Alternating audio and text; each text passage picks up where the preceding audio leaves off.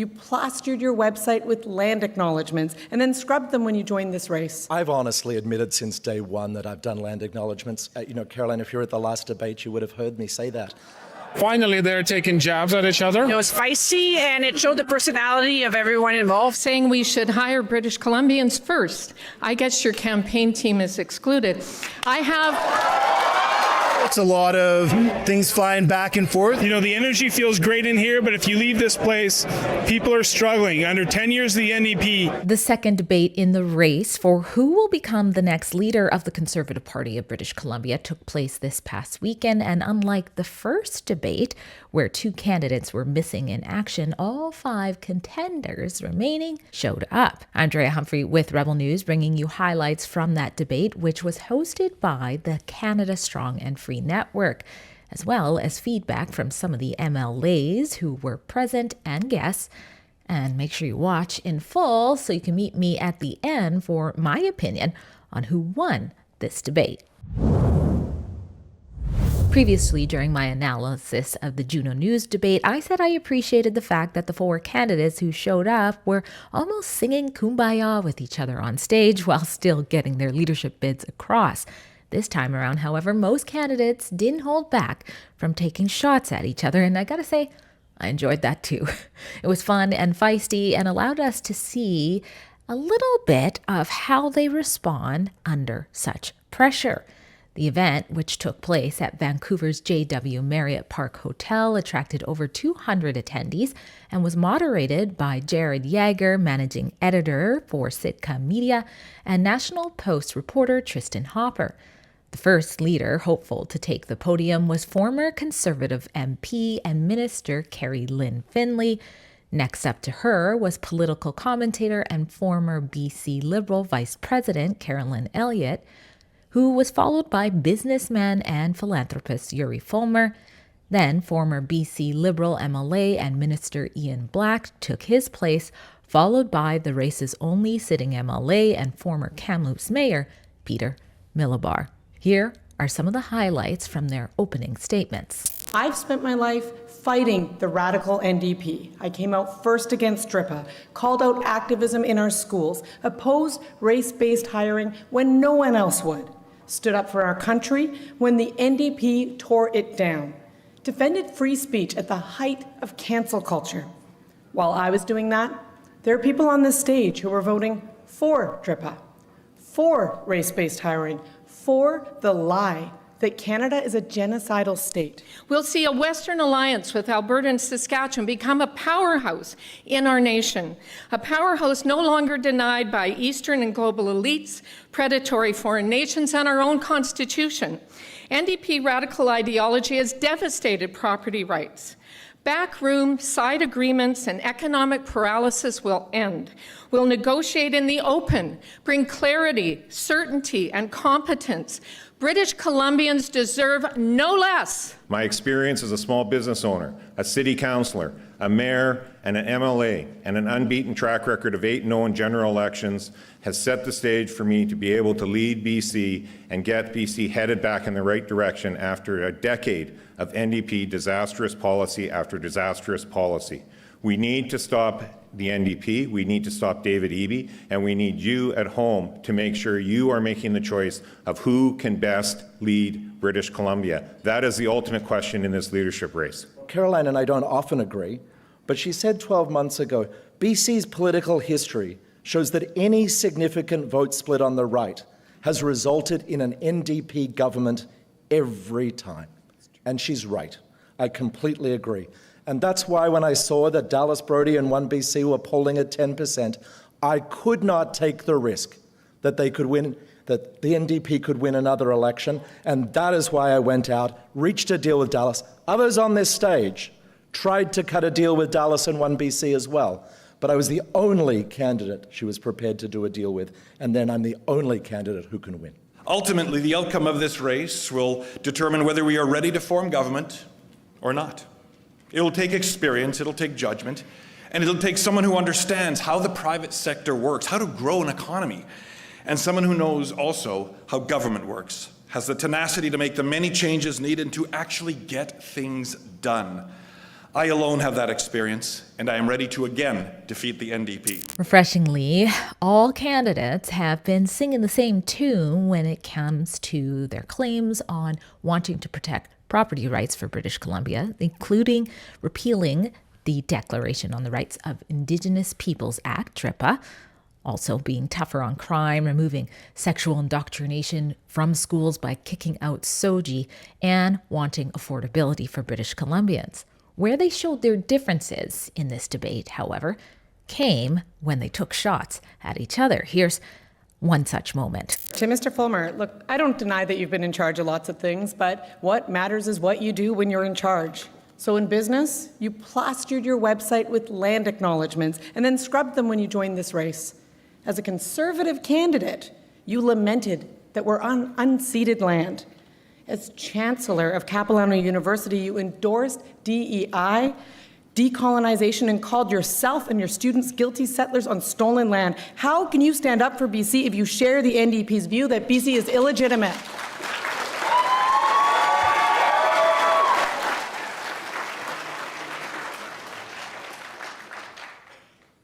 I've honestly admitted since day one that I've done land acknowledgements. Caroline, if you were at the last debate, you would have heard me say that. You're lucky I wasn't. The reality is, to conduct business in this province or to participate in institutions in this province, the reality was we sat in meetings and did land acknowledgements. We sat around the room and we talked about white privilege, because that is the regime that the Liberal United Caroline Elliott Party created for all of us to do. You talked about white privilege? Because that is the environment you created. Finley raised a concern that was alluded to by multiple candidates during the Juno debate regarding who Elliott has been working with on her campaign. But this time, Elliott was present to clap back. My question is for Caroline Elliott. I just saw another of your endless videos, 250,000 on Meta last month, saying we should hire British Columbians first. I guess your campaign team is excluded. I have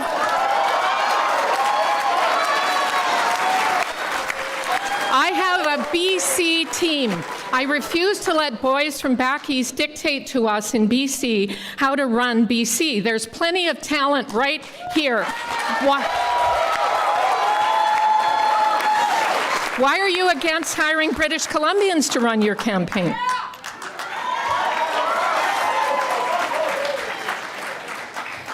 I am so proud to have the talented team I have made up of incredible British Columbians and incredible top talent from all around the country. And you know what? You know who else brings in help from other provinces? The NDP. And you know what they do when they do that? They win. We better change our mindset into building winning teams if we have any hope of forming government in the next election. All right. Millibar challenged Fulmer on his One BC deal. You say to build hope and to build the broader economy. How do you propose to do that in a general election, winning a general election, to form an actual clear majority government when you have willfully decided that we would run with 5 less seats in an election? That tilts the electoral scales heavily against us in any general election right from the start. You know what tilts the electorate against us is One BC polling at 10%. Mathematically, if One BC gets 10% of the vote in the next election, the NDP wins. That's not my opinion. That's not my rhetoric. That's pure, simple math.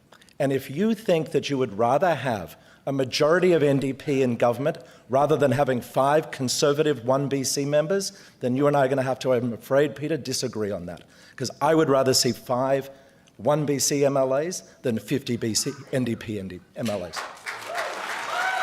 And Finley challenged Millibar about whether he's fit to defend property rights in BC, which are currently being undermined in areas by Aboriginal title rulings and agreements. But, sir, you were a BC Liberal MLA when that party voted for DRIPA.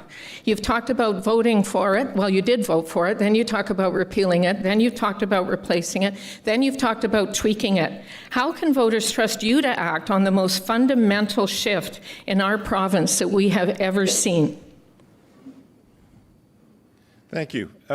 Yes, I did vote against DRIPA in 2019, and DRIPA needs to be repealed. We were assured by the government of the time that it would not have the consequences we're seeing. They obviously either lied or didn't know what they were doing. Either way, it needs to be repealed. I also put pressure to have the Land Act changes stopped. I put pressure and voted against the Haida Agreement. My track record is very clear. The reality is, and Ms. Finley's a lawyer, she would know this, there is still a constitution in Canada, and we still need to deal with things post-DRIPA. That does not change that DRIPA needs to be repealed. Black kept it classy throughout, not really interested in the mudslinging game, although he couldn't resist taking this shot at Finley by linking her to last week's House controversy after independent MLA Tara Armstrong used the phrase blood and soil.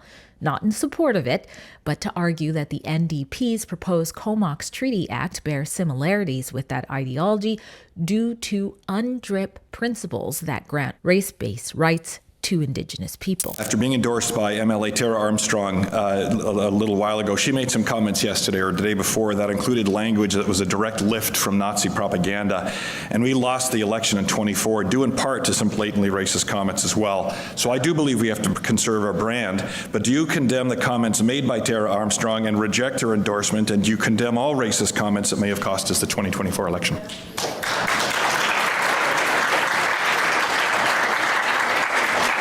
Well, first of all, I'm very proud of the fact that among those of us standing here, I have the most endorsements from the most MLAs sitting right now in the legislature, with another one to come shortly. And I don't, you don't know where your endorsements are going to come from necessarily, but with respect to what Ms. Armstrong said in the legislature, which I believe she withdrew her remarks, I am not responsible for what other people say. She is an independent MLA, voted in by her community. Says I still have some time, I thought. Oh.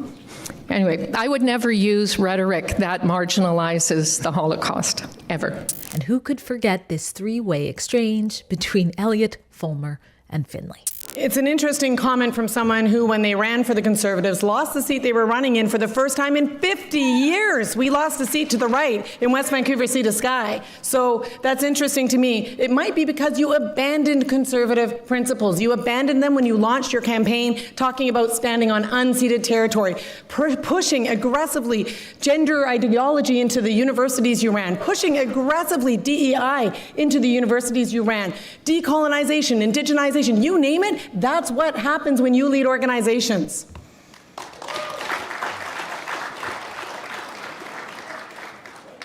Thank you. Ms. Findlay? Well, at least Yuri's run an organization. Anyway, the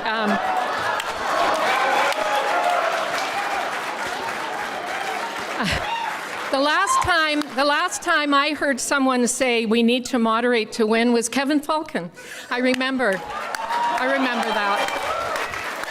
And when Kevin Falcon led that party that Ms. Elliott and Mr. Millibar were part of, they brought us SOGI, DRIPA, safe supply, decriminalization of hard drugs, and they condemned the Freedom Convoy. You remember that? Thank you, Ms. Findlay.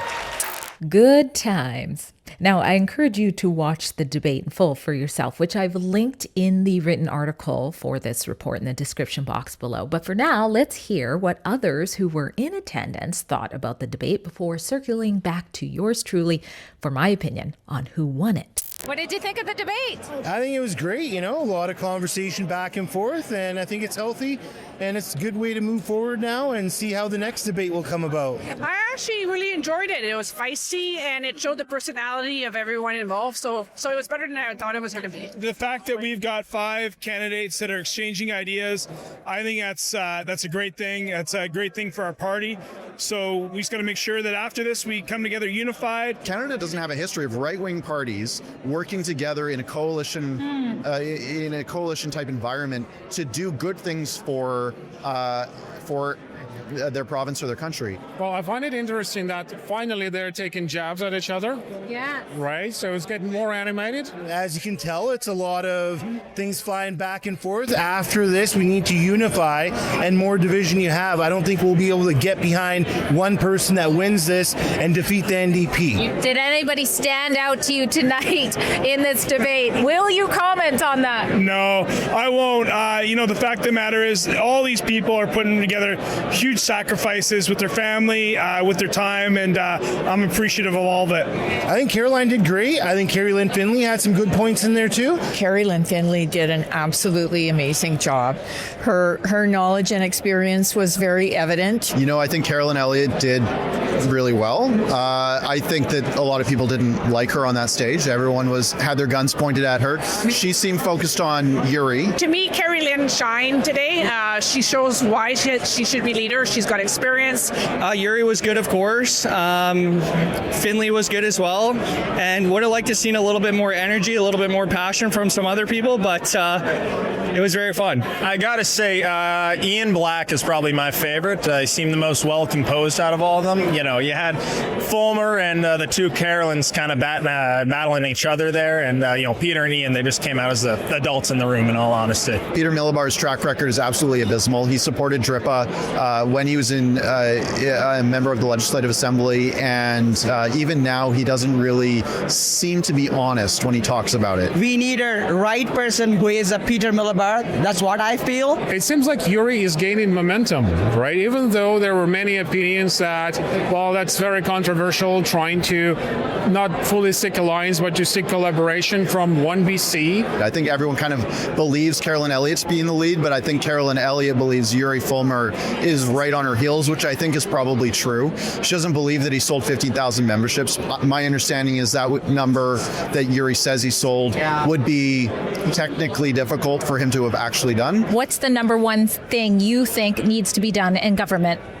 Well, I'll tell you what all my constituents tell me, and that is the drug addiction and the homelessness. That's number one. We need to get SOGI and all the woke stuff out of our schools and college and university institutions.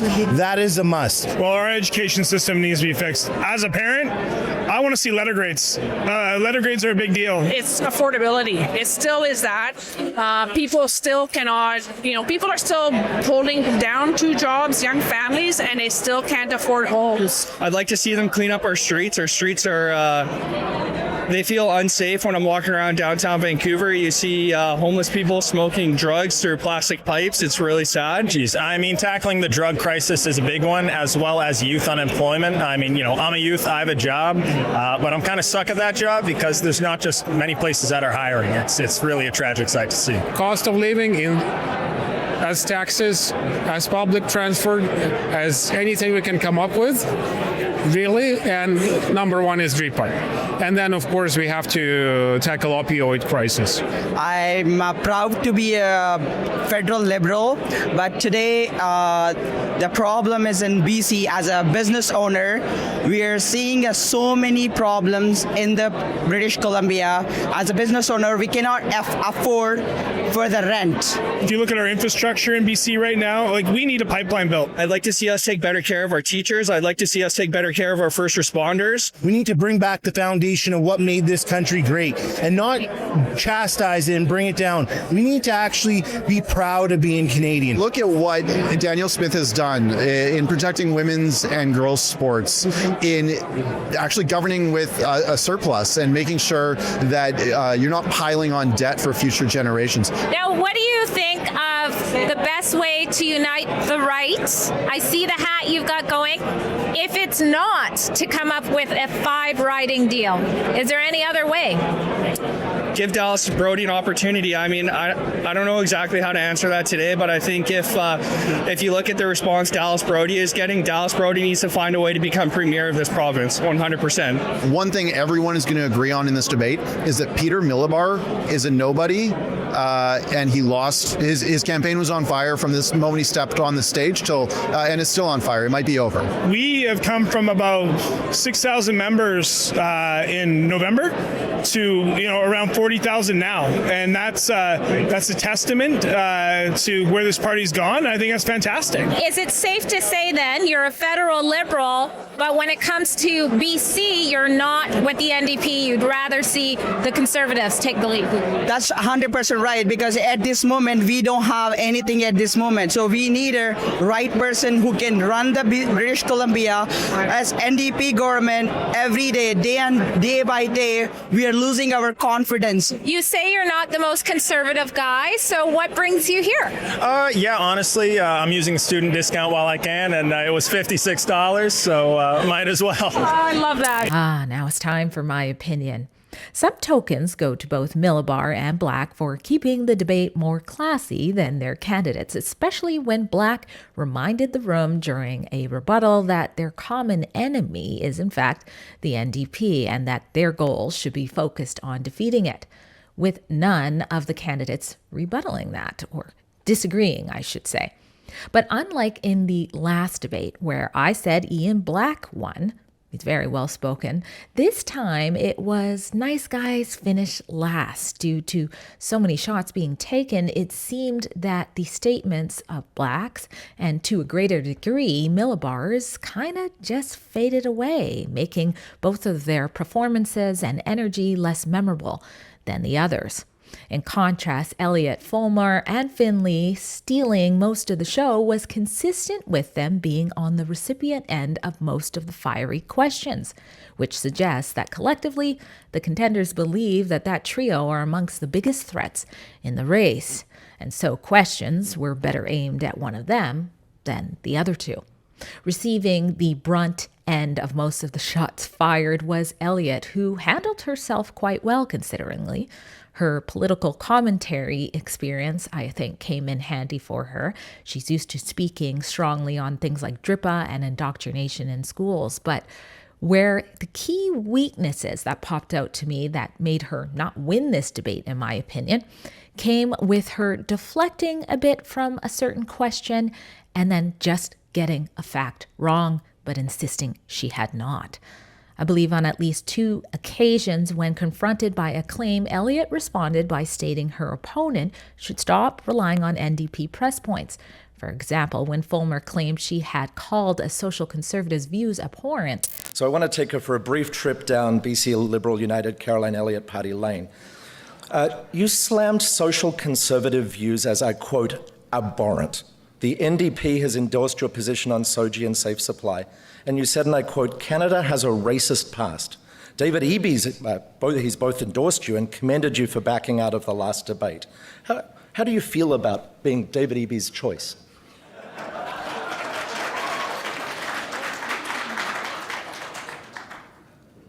You should really stop getting your information from NDP press releases, is how I would answer that question. So you deny that? You deny you said those things? Never. You deny you called social conservative views abhorrent? So social conservative team views, will have a clip Christian up values have an absolute place in this party. I will always defend that. I welcome social conservatives' Christian values into this party. I truly do. And I think, in fact, there's a great deal of alignment between those values and conservative values. I'll defend that any day of the week. There'll be a great clip online in about 2 minutes. Whether the NDP brought that claim to the public's attention or not, the video circulating making such allegations about Elliott has become a question of interest for conservative voters. Do you think it's a problem that Andrew Wilkinson didn't come out more strong potentially against them and that they are running? Some people are having a problem with that. Well, Andrew Wilkinson's response was that those kinds of views are not representative of the BC Liberal Party, and certainly just from a personal perspective, I mean, I find them abhorrent. Many of you wanted me to ask her that question too, which I did previously.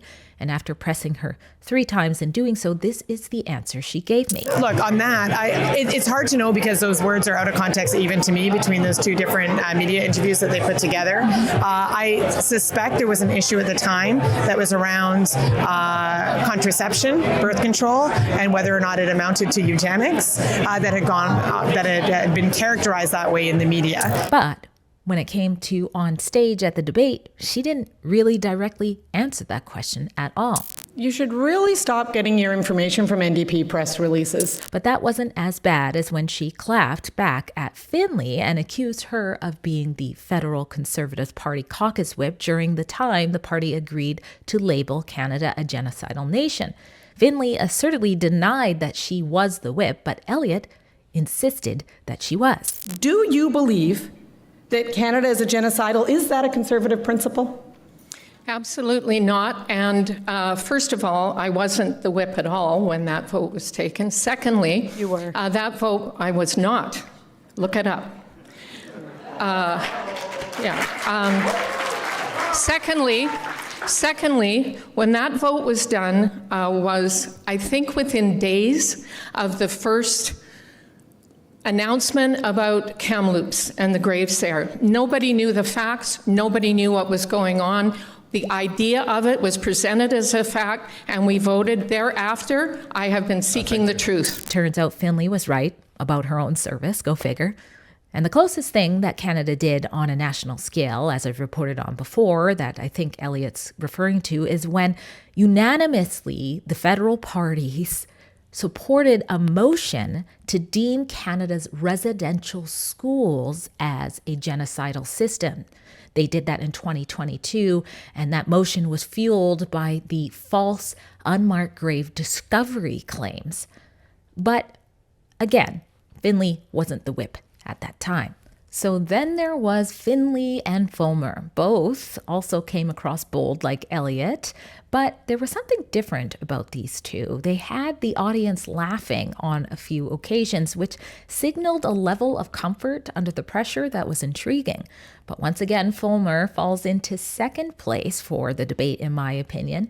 This time it was Finlay who rose to the top. I think that she actually won, unlike third place, where I placed her in the Juno debate. Aside from a moment where she got a year wrong when she was telling one of her own stories, she was sharp, on point, with both answers and rebuttals. She didn't seem caught off guard by any of the questions and was prompt at answering them. And while many know from my ongoing coverage on this race that she's very strong on DRIPA due to legal land rights success she's had while practicing as an attorney, she voluntarily took on an optional economy question and gave a very strong answer, suggesting that she's not just a one-trick pony. But really for me, it was the rise to the occasion between how she did in the more tame previous debate to rolling with the punches that came out during this one that made Finlay the icing on the cake for me. But do you agree? Let me know in the comments. I'm Drea Humphrey with Rebel News, and I'll see you again on the campaign trail. If you appreciated this commentary or want to see more of my boots on the ground coverage from the campaign trail, you can do so at bcleadershipreports.com. That's also where you can donate to keep such coverage going strong.